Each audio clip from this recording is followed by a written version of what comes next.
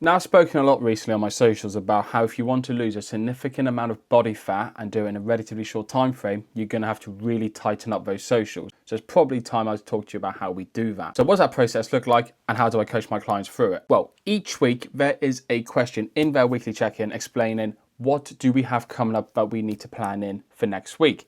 90% of the time it's empty. 10% of the time, there's something we need to plan in for. A number of factors go into what we're actually going to do with that particular client. It comes down to knowing that client. How well they adhere to their normal diet? How well have they managed social events in the past? What kind of social event is it? How many times have we had social events in the past month? How many social events have we got coming up that we already have plans of action for? So many variables. And again, it's all client dependent. Sometimes we can go down a calorie banking route. That means we reduce their calories by about 100 per day, 150 per day, and then we add all those up and give it to them on that social event day. 90% of the time, again, that's kind of a route we will take. However, sometimes we need to be a little bit more restrictive depending on what stage of a dieting phase those clients are in. One of those might be they're about 3 or 4 weeks away from finishing up their dieting phase and entering into a reverse diet phase.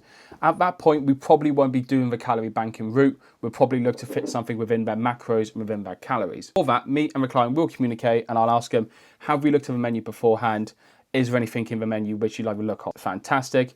We'll look to plan that in around their calories. There might be a bit of back and forth depending on what kind of foods they're eating and stuff like that. Get that in and locked in for their meal plan for that day.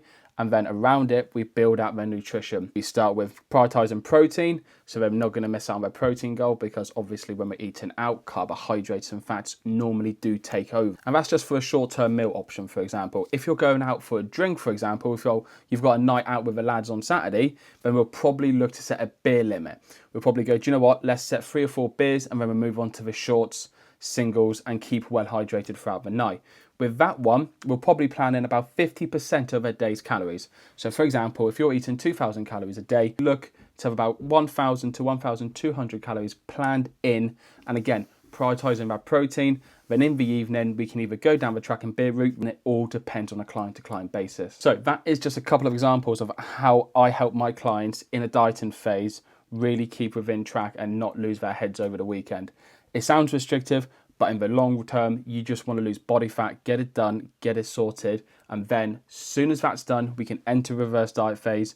We can go and have a little bit more freedom and just enjoy ourselves a little bit more. But remember, if you want to lose a serious amount of body fat in the short term, we are going to have to make a few changes. We're going to have to tighten up those socials.